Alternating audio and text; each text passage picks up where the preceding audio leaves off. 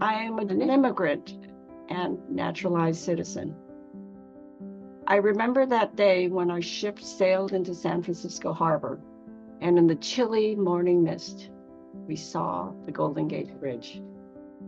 We immigrated to the US in 1956, but there was a national quota system. The quota for Chinese citizens was 10 each year.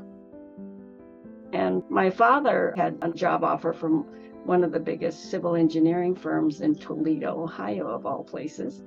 And he refused to come without the rest of us. I grew up in Hawaii.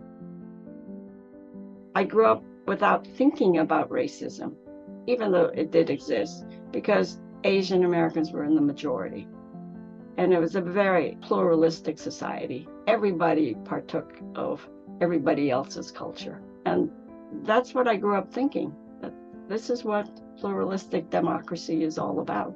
You go, you meet somebody new, and you go home, you go to their homes, and you might eat pizza, or you might eat shawarma. Now, as it can only happen in America, I grew up celebrating the Lunar New Year, loving baked ziti and baseball, and dancing the hula. But I had the chance to go to law school, and I became a judge in a court in Brooklyn, which serves one of the most diverse populations in the country. When I went to law school, I had no inkling of what being a lawyer was all about. But I was lucky after graduation to have a clerkship with the late Honorable William M. Maritani.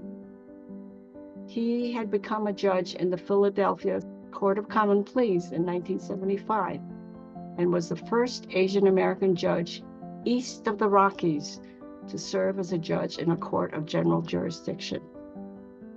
He, like almost 70,000 other Japanese Americans, was interned during World War II. And like many young interned men, he joined the military to fight. He was a very private person, but once mentioned that if you ever have been denied your civil rights, you are changed.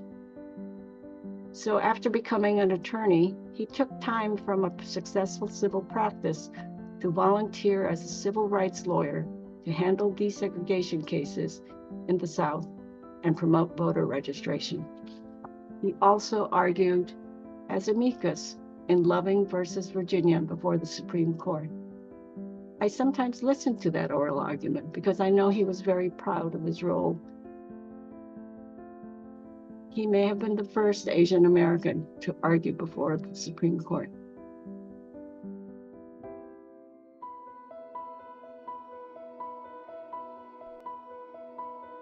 Marilyn Go is truly the unsung hero of the Asian American community. She's been a leader, a pioneer, a role model for not just Asian Americans, but for all Americans. Judge Go was the first Asian American woman to serve as an assistant United States attorney in the U.S. Attorney's Office for the Eastern District of New York.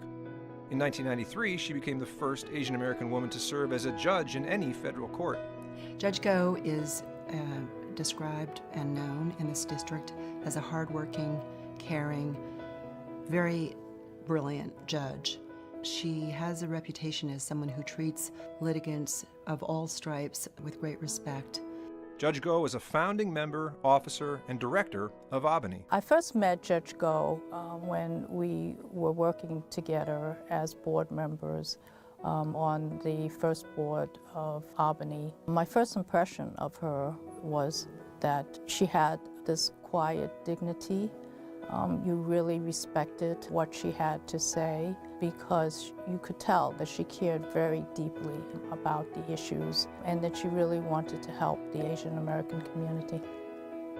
Judge Go's passion and involvement in the APA community extended beyond the legal profession. Before she became a judge, one of the issues that we worked on was redistricting. At the time that we formed the Asian American Bar, there were no Asian Pacific American elected officials, but the Bar Association felt under Judge Go's leadership that this is an important issue, and she really helped kind of move it. She had that kind of overall vision of how to get involved, and that's an important part of our history.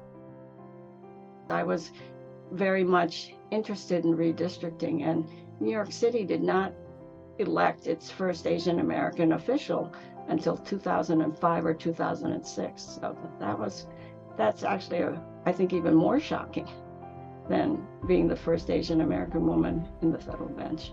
I actually didn't want to be a magistrate judge when I first was approached to apply. And then I realized in the course of thinking about it, because I was active in Asian American activities, and there were no Asian American female judges in the judiciary, and very few Asian American judges in the federal judiciary generally, and very few Asian American judges in New York City, that I felt it was a good thing to do.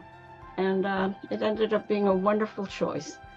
Unlike most people, one of my life goals was fulfilled when I was appointed to the Redistricting Commission. How many people would want to do that as part of their lives? But it was very important to me.